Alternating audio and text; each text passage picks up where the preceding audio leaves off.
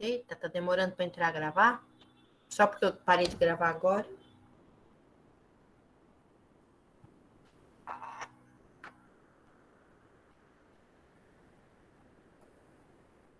Não tá querendo gravar. Ah, agora sim. Então, começando a segunda parte da aula, eu vou terminar aquela parte que eu estava falando da NR29, falta um pedacinho ainda. Aí eu vou falar com vocês sobre a fase 3 do projeto, tá ok? Vamos lá, então.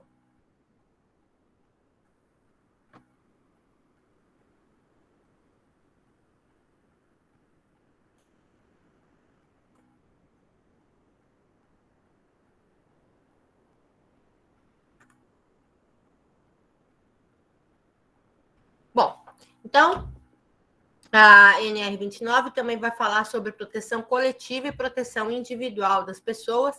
E aí tem algumas coisas que vão ser obrigações de algumas pessoas aí nessa troca, né? Então, primeiro a gente vai falar da segurança nos trabalhos de limpeza na manutenção dos portos e embarcação. É muito importante, né, que algumas medidas de proteção coletiva e individual sejam tomadas para os trabalhadores que estão operando aí com a limpeza dos tanques de carga, óleo ou água de lastro das embarcações, que tenham contido produtos tóxicos, corrosivos, inflamáveis. Então, o cara vai ser recrutado lá para trabalhar com a limpeza de um tanque de carga. Ele tem que estar todo equipado, ele tem que estar todo com o equipamento dele de proteção individual, porque ele não se sabe o que estava dentro desse tanque, né? Se tinha lá óleo, se tinha lá algum produto tóxico, corrosivo, né? Se for corrosivo, principalmente, né? Vocês viram lá que o corrosivo ele dá um prejuízo enorme lá para os tecidos humanos, né? Se é inflamável, então tem que ter outras medidas se ele for inflamável, né? Então tem várias coisas aí que precisam ser preocupadas. Também na hora de fazer pintura, raspagem, apicoamento é aquele desgaste, né, que se faz nas ferragens. E alguns outros reparos nas embarcações. Então, sempre fazer reparo em embarcação, fazer qualquer tipo de conserto numa embarcação, requer muito cuidado, porque você já está trabalhando num ambiente meio que inóspito, né? Depois, porque você tem que ter o cuidado com o seu equipamento, tá de luva, né? Se você vai trabalhar com objeto perfluocortante, você tem que estar de máscara, porque você vai, se aquilo for levantar algum tipo de névoa, algum tipo de coisa para você respirar, então todos esses cuidados aí tem que ser tomados na hora de trabalhar. Para trabalhar com máquinas, equipamentos, aparelhos de içar, né, de levantar, né, esses aparelhos que fazem o içamento, a gente já viu alguns aparelhos aí na aula passada, aparelhos de movimentação de containers, né, que são equipamentos brutos, né, são equipamentos grandes, equipamentos que oferecem todo tipo de perigo, né? A gente até chegou a comentar de pessoas que sentam embaixo de container que está lá içado, esperando para ser movimentado, isso é muito perigoso, né? Então, todo o trabalho que é feito ao redor, né, dos equipamentos que vão içar qualquer componente que tenha peso, né, qualquer coisa que tenha perigo, tem que se tomar cuidado, né? Vocês viram lá naquele vídeo que estava falando dos cabos, muito perigoso ficar próximo dos cabos, muito perigoso ficar próximo dos gatos, né, que são aqueles ganchos, né? Então, são coisas que podem, de repente, se movimentar e aquilo está na ponta de uma corda que tem lá um movimento que não é o esperado, e aquilo pode pegar numa perna, num braço, no rosto de uma pessoa, no olho, né? Pode pegar em qualquer lugar. Então, é por isso que é fundamental que essas pessoas estejam usando seus equipamentos, né? E mais fundamental ainda que tenha atenção no trabalho, porque para evitar que aconteça, né? O objetivo sempre é evitar o acidente, né? E para evitar o acidente é preciso que o funcionário, que o trabalhador esteja muito atento. Meu pai fazia parte da CIPA, né? Que era o órgão que trabalha com a segurança, né, dos funcionários. Ele tinha um lema que ele falava assim: todo acidente é provocado. E ele falava isso para a gente em casa e a gente não entendia muito bem quando ele dizia todo acidente é provocado. É um lema da CIPA, né, que é um lema que diz assim: você pode evitar o acidente sempre é provocado por alguém, ele é sempre provocado pela má utilização de um equipamento, ele é provocado pela desatenção de um funcionário, ele sempre é provocado por alguém que não estava fazendo o seu serviço da forma correta, da forma adequada. Um acidente no porto, um acidente portuário, ele dificilmente ele é um acidente individual. Ele é um acidente que vai afetar uma pessoa só. Às vezes, um acidente que foi ocasionado por uma pessoa vai afetar outras 10 pessoas. Né? Então, é muito complicado e é muito perigoso, né? Você não estar trabalhando com atenção, porque você tem que estar pensando na sua vida, né? Na sua integridade física, mas também na integridade física do seu colega que está trabalhando com você. Né? Às vezes, você, por uma desatenção, deixa escapar um cabo, deixa escapar um gancho, uma coisa, e você atinge um colega aí por uma desatenção no seu trabalho. Então, é muito importante que se tenha muito cuidado. E só pode operar máquina e equipamento pessoas que estejam devidamente habilitadas. Né? Eu não posso colocar uma pessoa que não sabe dirigir dirigindo um carro, não é mesmo? Eu não posso dar um carro na mão do meu filho de 17 anos, colocar ele na estrada e falar assim, leva o carro lá para São Paulo para mim.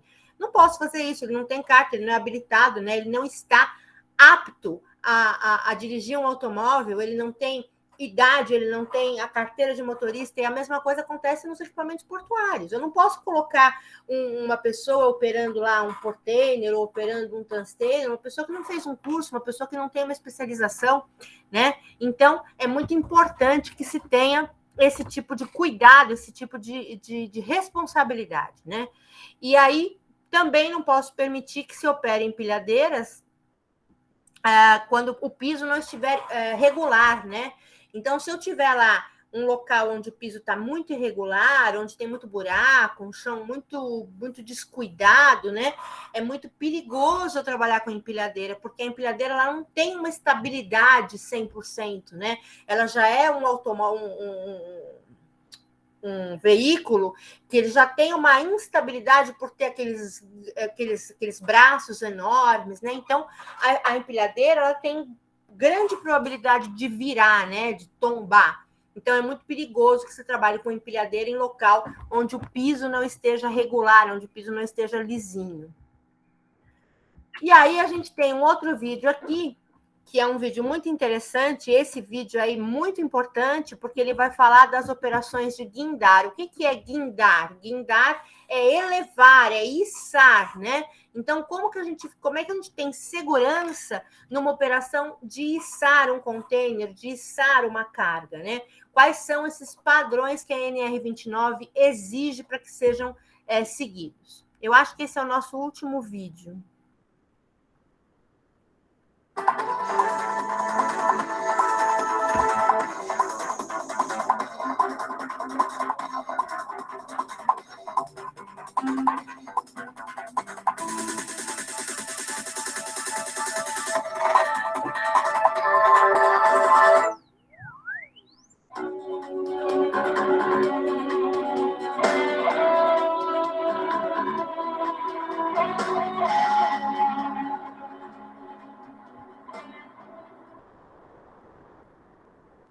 Vamos falar sobre segurança nas operações de guindar.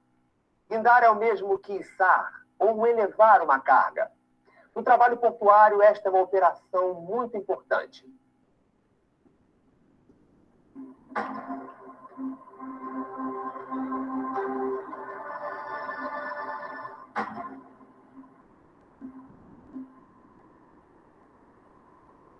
Para que numa operação de guindar tudo aconteça sem problemas, é preciso conhecer bem o equipamento e dominar as técnicas necessárias.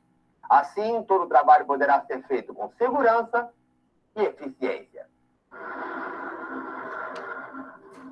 A operação de guindar envolve vários equipamentos, gruas, pontes rolantes, guindastes giratórios e paus de carga que podem estar a bordo das embarcações ou em terra, no cais do porto. Para a ligação entre a carga e o guindaste, são utilizados os acessórios de estivagem, como o spreader, travessões, cambões e pegadores, e as lingas, que podem ser de cabo de aço, correntes ou cintas de lona. A operação de guindar envolve alguns fatores de riscos que podem ser minimizados ou eliminados. Para isto, basta adotar alguns procedimentos. Os equipamentos de içar devem ter suas estruturas em bom estado, sem deformações por sobrecarga ou corrosão. A NR29 exige que esses equipamentos sejam certificados por profissionais qualificados, comprovados pela Anotação de Responsabilidade Técnica, ART, junto ao Conselho Regional de Engenharia e Arquitetura, o CREA. A certificação formaliza o que a lei normalmente pede de uma maneira genérica, dentro de um conceito já aprovado mundialmente e que é exercido não só para essa atividade, como para muitas outras, em várias atividades industriais e operacionais.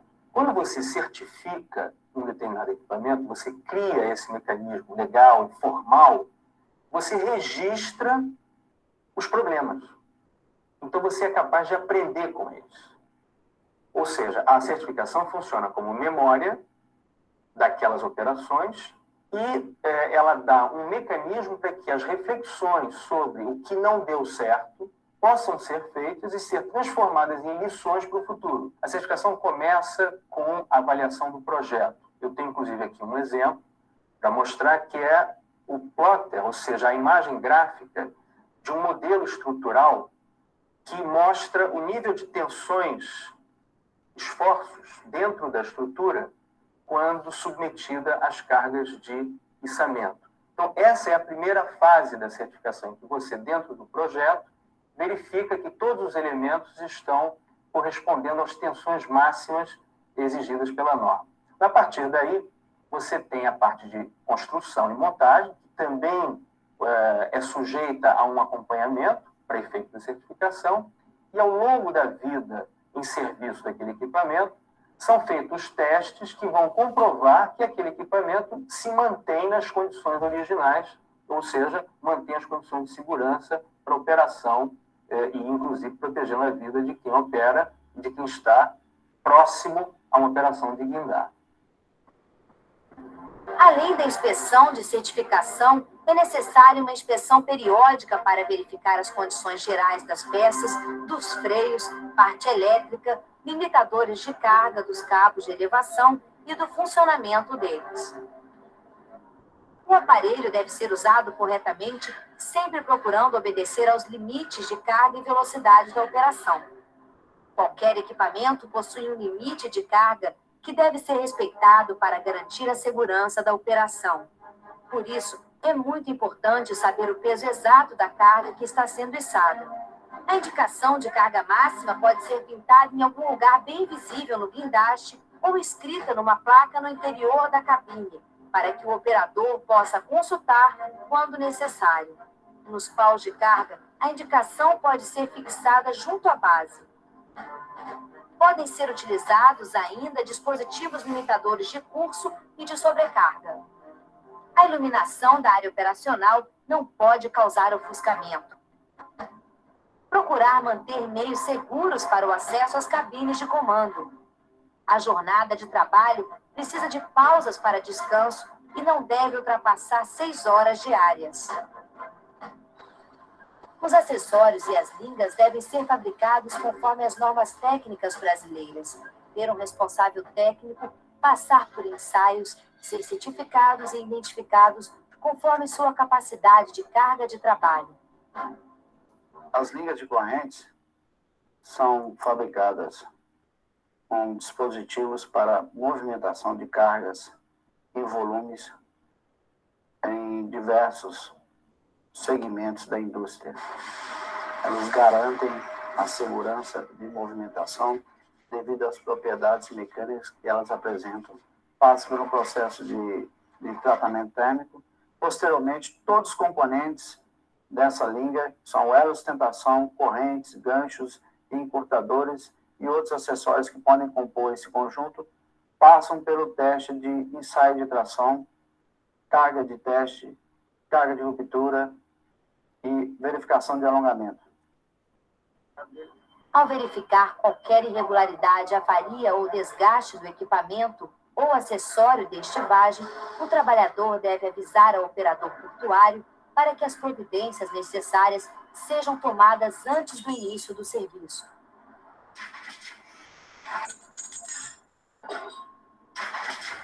Basicamente, tanto especificação, quanto manuseio, utilização e inspeção de linhas são resumidas nas normas brasileiras NBR 11900, NBR 13541 e 13543. Nós podemos separar as inspeções em 2 pontos. O primeiro ponto é a inspeção visual. Que é recomendado, inclusive por normas, que essa inspeção visual seja feita antes de qualquer movimentação da carga. Então, antes da carga ser submetida a uma movimentação, a linga ou o material, né, que vai içar essa carga, seja submetida a uma inspeção visual, onde você pode detectar alguma deformação ou algum motivo que possa estar colocando em jogo a segurança da movimentação. Em segundo ponto, nós recomendamos que esse material seja retirado do trabalho, né, periodicamente, e que o mesmo seja submetido a uma inspeção criteriosa. Considerações como quantidade de fios rompidos, deformações, variação no diâmetro devem ser levadas em consideração. A partir de alguns parâmetros que você tem dos resultados práticos, essa linha deve ser condenada ou continuar em serviço. A operação com guindar requer alguns cuidados fundamentais para a segurança dos trabalhadores. Ao seguir corretamente as instruções, a operação será feita com tranquilidade e sucesso. A movimentação básica do içamento de cargas deve ser feita com o seguinte padrão.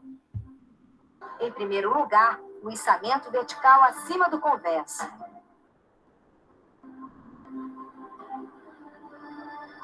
A seguir, é feito o movimento de transbordo horizontal.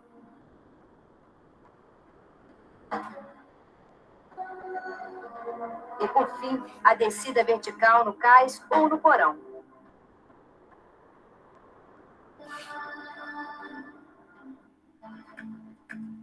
Para garantir a segurança de toda a operação, é preciso tomar algumas medidas antes do içamento. Verificar o peso exato da carga, ter a certeza de que o equipamento de guindar é compatível com o peso a ser movimentado. Utilizar somente ligas adequadas a cada tipo de carga a ser içada. Certificar que a carga esteja balanceada com a colocação correta das ligas. Não permitir materiais soltos sobre a carga. Durante o içamento, todo o pessoal deve se manter afastado da área sujeita à carga suspensa. Quando o içamento é feito sobre a carroceria de um veículo, deve ser colocada uma plataforma do lado contrário ao fluxo da carga. Assim, os trabalhadores ficam numa posição segura e evitam possíveis acidentes. O sucesso de uma operação de guindar depende muito de uma boa comunicação entre o sinaleiro e o operador do guindaste. Esta comunicação pode ser feita através de rádio ou por sinais de mão.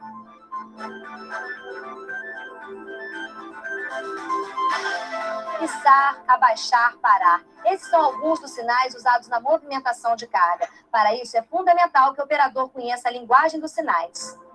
É importante também que o sinaleiro seja identificado por uma roupa diferente dos demais trabalhadores para não confundir o operador do guindaste.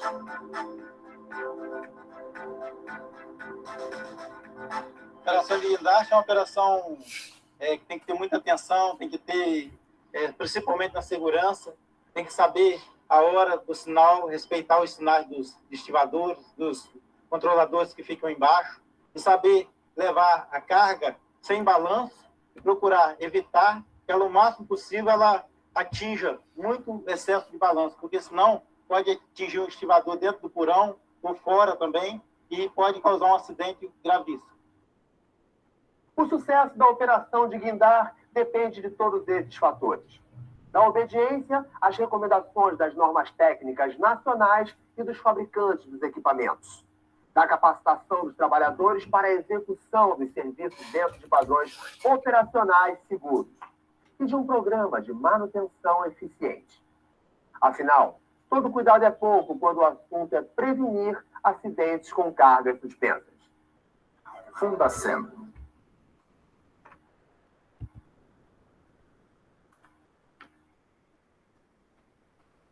Bom, gente, então, prosseguindo aqui, né?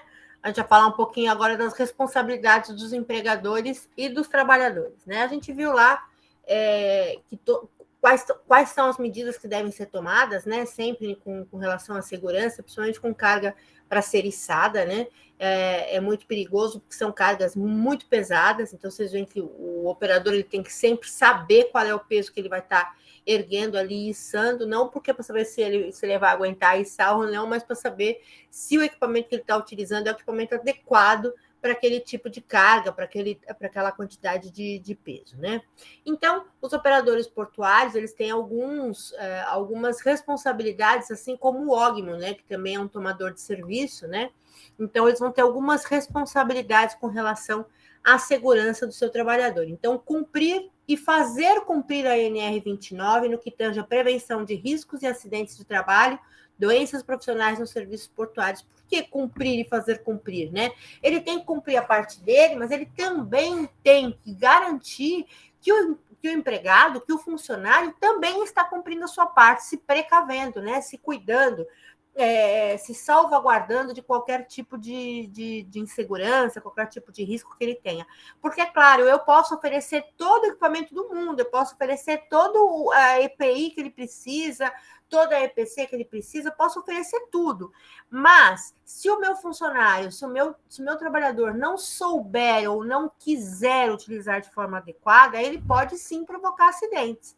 Né? Todo trabalhador, se quiser, pode provocar um acidente, às vezes não só querendo, né? Mas às vezes até sem querer, né? E aí também, o que o empregador precisa? Ele precisa fornecer as instalações, os equipamentos, os maquinários, os acessórios, as condições de segurança, né? A gente viu lá naquele vídeo que dizia, eu preciso dar para o meu trabalhador um ambiente adequado, um ambiente limpo, até para ele comer, para ele se alimentar, para ele poder ir ao banheiro, para ele poder beber água, né? Eu tenho a obrigação de fornecer instalações adequadas, né? Assim como também o maquinário. Eu sou obrigada, eu quero que o meu trabalhador trabalhe com determinada máquina, eu tenho que oferecer a máquina, assim como eu tenho que oferecer o treinamento, né? Eu sou obrigada, enquanto empregadora, a ter essa conduta, né? Ainda é de obrigação desses tomadores de serviço fazer cumprir a norma de segurança no trabalho portuário e as outras normas regulamentadoras, né? Todas as outras que estão envolvidas. Então, todas aquelas que estão envolvidas, eu também tenho, o empregador também tem que fazer cumprir.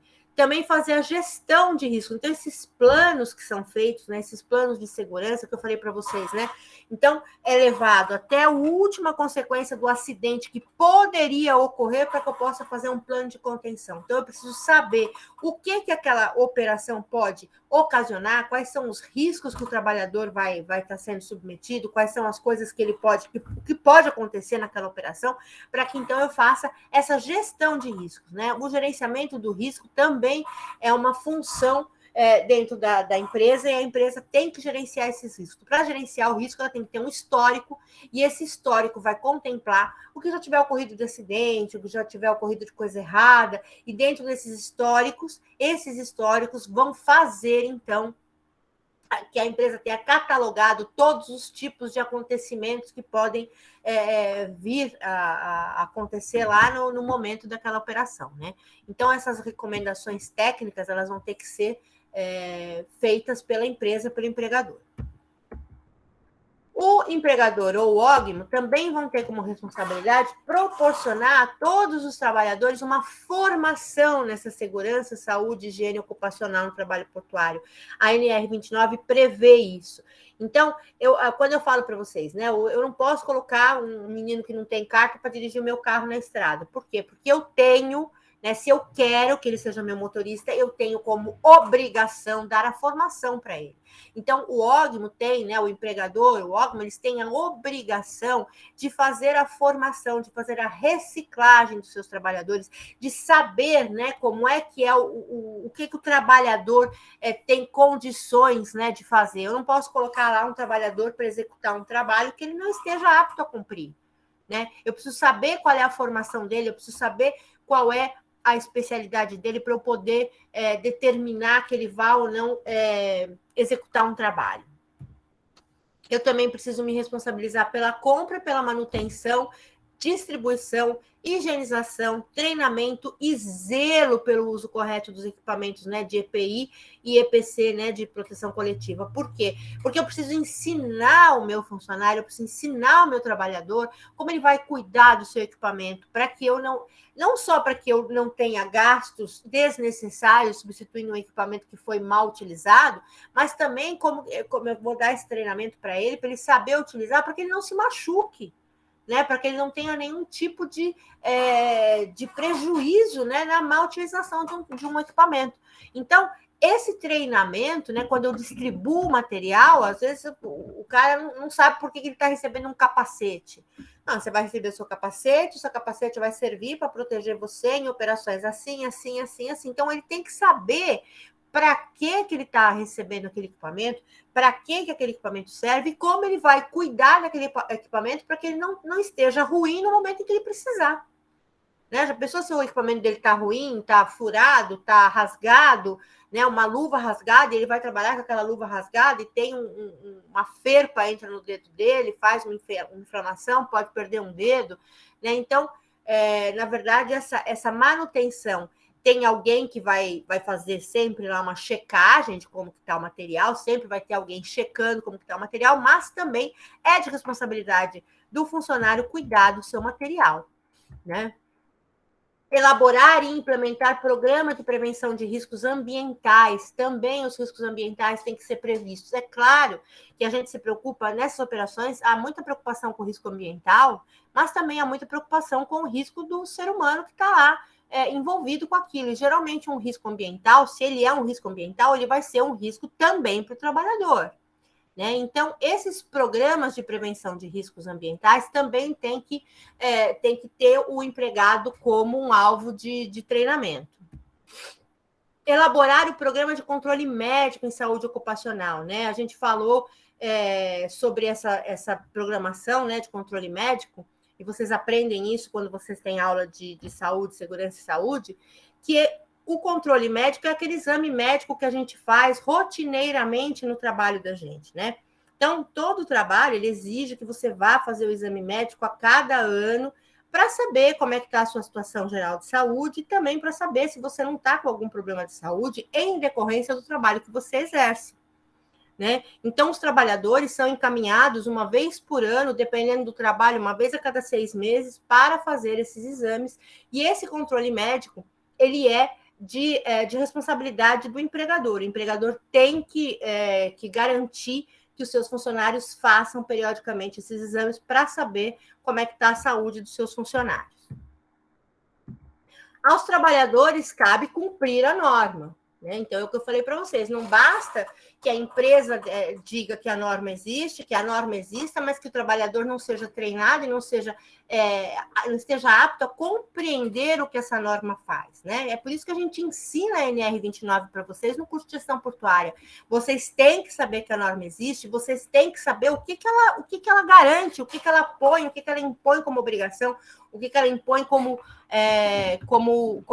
conduta, né, para o trabalhador portuário. Ela é uma norma feita especificamente ao trabalhador portuário. Então, ela deve ser seguida para que o trabalhador portuário tenha segurança e saúde no seu meio de trabalho.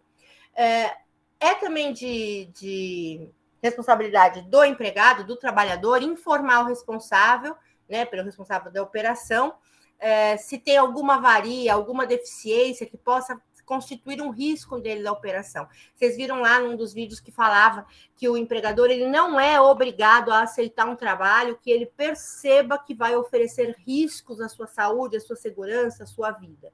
Né? E para que isso seja observado, para que ele não seja punido por estar se negando a executar um trabalho, ele tem que informar o responsável pela operação. Olha, eu não vou executar esse trabalho, porque tal coisa assim, assado, está fora do lugar, está fora dos padrões, está oferecendo risco, tem uma coisa que está quebrada, tem um cabo que está desgastado demais, ele pode romper, pode atingir alguém. Né? Então, essas observações, né, o empregado tem a obrigação de comunicar. Também ele tem a obrigação de usar corretamente todos os seus dispositivos de segurança, né, que vão ser fornecidos para eles, e também todas as instalações que eles forem ocupar, eles têm que cuidar. Então, o trabalhador recebeu lá um armário para ele guardar as coisas dele, as roupas dele, ele tem que cuidar desse armário. Esse armário não pertence a ele, pertence à empresa que está emprestando para que ele utilize naquele momento. O banheiro é um banheiro que tem que estar limpo, né? Ele encontrou o banheiro limpo, então deixar o banheiro limpo também é uma obrigação do trabalhador, né? Não danificar nenhum tipo de material, não danificar nada que seja da empresa, que seja utilizado por outros trabalhadores, né? Isso é muito importante a gente pensar no bem-estar do próximo também, né? Ah, vou danificar esse bebedouro aqui. O próximo que vier beber água que vai ser punido. O próximo que vier beber água não é o dono da empresa que vai ser punido se você danificar o bebedouro. Quem vai ser punido é o trabalhador que está com sede, vai querer beber água e não vai ter água para beber. Então, essas coisas todas cabem ao trabalhador. Bom, gente, essa foi a nossa aula de hoje. Eu sei que foi uma aula meio pesada, porque foi uma aula toda em vídeo, né? E a gente sabe que o vídeo acaba pesando um pouco mais para vocês. Nós estamos até com um quórum pequeno, acho que o pessoal foi desistindo e foi saindo, né? Porque o pessoal não aguentando muito a aula. Bom, é uma aula importante, é uma aula que a gente tinha que ter, porque é importante que a gente fale sobre segurança o tempo todo, né? E a norma fala sobre segurança. E agora eu vou mudar de assunto, quero saber se alguém tem alguma pergunta, alguma coisa para colocar, alguma coisa para falar. Gostaram da aula? Não gostaram? Entenderam? Não entenderam? Professora. Fala, Tomás. Jonatas, né? Não, Tomás, pode perguntar, depois eu pergunto. Fala, Tomás. Não, o meu não é nem pergunta, é mais elogio pela aula, obrigado pela aula de hoje. E a minha questão mesmo é que nem a gente jogou no grupo só de questão de dúvida da Liga da fase 2, que não está aparecendo a nota lá, professora. Então, eu ainda não dei a nota na fase 2, tá, gente? Por isso que não está aparecendo. Eu até falei no início da aula aqui, quando a gente voltou do intervalo, falei para a Ellen que ela perguntou. Eu ainda não atribuí a nota, pretendo fazer isso entre hoje e amanhã, no mais tardar, tá, pessoal? Me desculpem, eu estou atrasada, eu sei, mas eu dei uma complicada aí na minha vida esses dias, mas não fiquem preocupados que a nota vai estar lá no mais tardar amanhã à tarde, tá? Ah, tá ok, tranquilo, obrigado. Nada. Fala, Jonatas. Professora, todo trabalhador que trabalha em, assim, guindaste, trator, no navio, tem que estar conveniado ao OGMO, né? Olha, até onde eu sei, sim. Mas não tenho certeza. Então, vou me informar disso para vocês. Não, eu acredito sim, que eles são todos encaminhados pelo OGMO, sim. Não, beleza. E eles estão sob a proteção, né? E sob a conduta do OGMO. Luan, quer falar alguma coisa? Não, na parte de guindaste aí, portante, piloter, RTG, tem que ter OGMO, sim. Mas a parte de hit stacker, não. Dependendo, não. Algumas empresas, talvez... Os equipamentos menores, né, Luan? Mas talvez, que nem a BTP, tem operador de RTG que não tem OGMO. Ah, tá. Mas é política interna da empresa. Aí eu acho que é de acordo com a regulamentação de cada empresa, né? Com o que tem lá de convênio com o Porto, com o OGMO, né? Acredito que seja assim. Eu não sei, na prática, eu não sei exatamente como é que funciona, mas é isso, então, que o Luan está dizendo. Quem é que falou aí na primeira aula que o cara estava na parede? Alguém comentou, né, da parede? Foi eu. Fala, Jonatas. Fala o que é parede pro pessoal. Parede, para mim, né, que eu conheço como escala de trabalho. O pessoal do OGMO ali, depois do Canal 5, na Perimetral, tem um galpão. Antigamente, eram vários funcionários que esperavam serviço. A empresa escalava 10 operadores, 10 guindasteiros. Aí o pessoal ia tudo para a parede pegar serviço. Ficava na parede, né, as funções, e aí todo mundo ia para a parede para pegar o seu serviço. Isso. É uma gíria que acabou ficando e acabou eternizando, né, que vai para a parede para buscar o serviço. Obrigada, Jonatas, pela colaboração. Nada, antigamente era lotado aquilo ali. Você passava ali, era gente a rodo. Hoje em dia tá bem difícil, assim. Foi caindo, né? Pessoal, vou falar então agora sobre a fase 3 do projeto. A fase 2 já vai estar com nota para vocês aí a partir de amanhã. A fase 3 do projeto já está na Liga, eu já coloquei na Liga. Então, a fase 3 do projeto, o que é? É que vocês vão pegar a fase 1 e a fase 2, vão unir tudo num texto só e vão montar as considerações finais. Eu coloquei, eu até vou compartilhar com vocês aqui para mostrar o que é que eu estou falando. Cadê? Esse trabalho aqui que eu estou mostrando para vocês é um artigo que eu fiz para um congresso, tá? E aí ele está todo formatado como um artigo científico, né? Eu fiz toda a formatação dele de acordo com o que o congresso pedia, né? Então, tem aqui o nome dos autores, o resumo, as palavras-chave, né? Tudo que vocês vão ter que fazer, né? A parte de abstract eu não coloquei para vocês fazerem, né? A parte em inglês, né? Coloquei só para vocês fazerem um resumo, tá lá especificado lá na Liga, né? Já o que tem que fazer.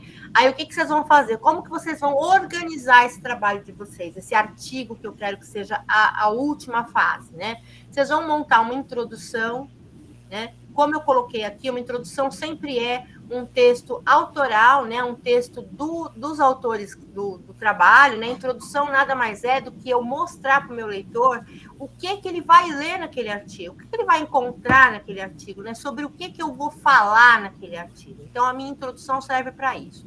A partir do capítulo 2, aí já começa toda a parte que seria a parte teórica, que é a parte que precisa ter citações. Então, vocês vão observar aqui, esse capítulo que está dentro do desenvolvimento, no desenvolvimento eu posso pôr quantos capítulos eu quiser e os nomes que eu quiser.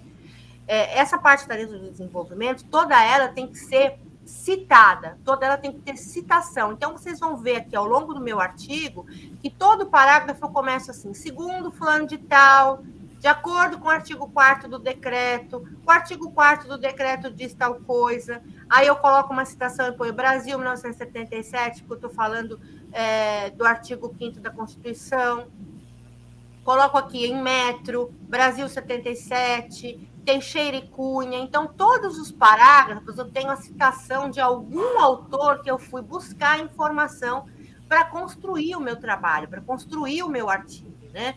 E essas informações, elas têm que estar citadas, por quê? Porque elas têm autoria, porque elas têm dono, é uma ideia que tem dono, né? Se é uma ideia que tem dono, eu tenho que citar para não cometer plágio. Eu não posso simplesmente copiar e colocar aqui entre parênteses, eu tenho que reescrever, né? Fazer o que a gente chama de paráfrase. Eu dei uma aula sobre paráfrase para vocês lá no início do semestre, falando como que é uma paráfrase, que eu vou pegar uma ideia, vou ler aquela ideia, vou reconstruir com as minhas palavras, e aí sim eu estou fazendo uma paráfrase. Mesmo fazendo uma paráfrase, que é o que eu fiz aqui nesse parágrafo, por exemplo, mesmo fazendo uma paráfrase, eu ainda assim tenho que citar os donos da ideia, né? Porque a ideia tem um dono, né? Então, em todos os parágrafos, vocês vão ver, conforme mencionar Abad 2018, Malcolm McLean, Brasil Max 2018. Então, todos os meus parágrafos têm uma citação de onde eu tirei a informação que eu estou falando. De acordo com o site Delta Containers, né, de acordo com o site Rapagloid, né? E aí eu entro com uma tabela, e aí eu explico que eu vou colocar uma tabela. Aí, tudo que eu vou colocando, tudo vocês vão ver que vai ter citações, né? E tudo está dividido em capítulos. O capítulo 3 foi ciclo de vida do container, o capítulo 4, sustentabilidade, onde eu vou explicando pouco a pouco para o meu leitor coisas que ele precisa saber para entender o que eu quero dizer. E aí, no capítulo 5, eu chego no meu assunto, que é o assunto de reuso de containers. E aí eu vou pegar pessoas que vão falar sobre o reuso de containers e vou dizer aí projetos feitos com containers, né? Estação de trem, garagem, kitnet, piscinas, né? Tudo isso está dentro de coisas feitas com containers. E aí, no capítulo 6, aí eu terminei de falar tudo que eu queria, citei todo mundo que eu queria citar no capítulo 6, ou no seu último capítulo, você vai fazer suas considerações finais, que também é um texto autoral. Então, quais são os textos autorais? A introdução, que é o grupo que escreve, e as considerações finais, que é o grupo que escreve. A parte do miolo do meu trabalho, Não que não seja o grupo que escreva, é o grupo que escreve, mas baseado em informações de outros autores, e sempre tem que ter a citação desses autores. Depois que eu fiz lá minhas considerações finais, falei onde eu queria chegar, tirei minhas conclusões, eu vou fazer as referências que eu ensinei para vocês como que faz lá no site do MOR, né, para fazer referências. E aí todas essas pessoas que eu citei no meu trabalho inteiro vão estar aqui nas minhas referências pelo sobrenome, tá? Então, Abad, Antac, Bic, em ordem alfabética, né?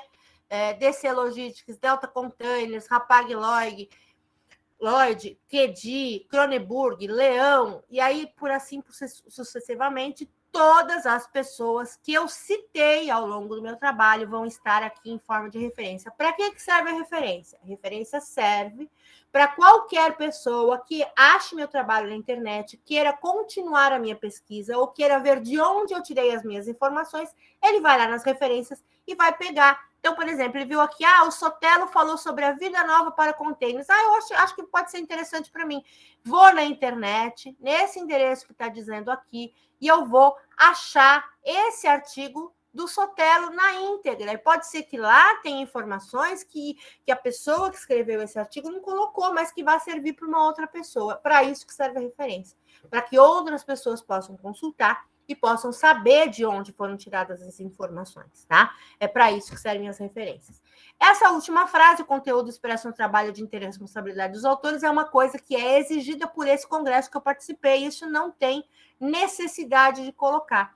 O congresso do qual eu participei, ele já dava esse documento no Word, que é um documento parecido com o que eu fiz e dei para vocês, que se chama template, né?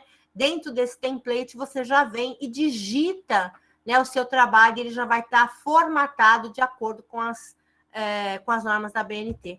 Na próxima aula, eu vou explicar para vocês, eu vou dar uma aula de metodologia que vai explicar como que utiliza esses estilos que o Word tem, tá? Como que eu utilizo e para que eles servem. Né, o estilo que o Word oferece serve para eu formatar o meu trabalho de uma forma automática. Eu tenho como automatizar o Word para fazer o trabalho mais difícil para mim. Né? Então, eu clicando apenas um botão, eu posso formatar um parágrafo, eu posso formatar um título, eu posso formatar um subtítulo, uma citação. Então, apenas apertando um botão. E aí a gente vai aprender numa próxima aula como é que faz isso. Tá? Eu vou colocar esse artigo, já está lá na liga, no material de vocês, mas eu vou colocar ele no grupo, tá, de WhatsApp, para quem quiser abrir, dar uma olhada, ter uma ideia de como eu construí o trabalho. Quem tiver dúvida, me pergunta, né, me chama no WhatsApp, pode me chamar no privado, eu respondo. Vocês sabem que às vezes eu não respondo lá de bate-pronto, mas assim que eu posso, assim que eu tenho oportunidade, eu respondo as perguntas que chegam até mim. Então, quem tiver alguma dúvida, quem tiver alguma coisa para perguntar, pode usar o WhatsApp, pode me perguntar, que assim que eu tiver um tempinho, eu vou lá e respondo para vocês. Alguma pergunta, pessoal? Vocês estão mortos, né? Devem estar cansados. Não, eu acho que quando a gente for montando, com certeza vai surgir algumas. Aí a gente vai tirando essas dúvidas lá no grupo, né, professora? Tá bom, Vânia, pode tirar no grupo ou então escrever para mim no privado, que à medida do que eu posso ajudar, eu vou ajudando vocês. Tá bom? Tá bom, professora. Mais alguma coisa, gente? Podemos encerrar? Então tá, então eu vou deixar vocês descansarem, que já são 10:10 e a gente tem que terminar a nossa aulinha. Gente, uma boa noite para vocês. Bom descanso, até a próxima aula, e amanhã já vai estar lá a nota de vocês da fase 2, tá bom? Obrigada, professora. Boa noite a todos.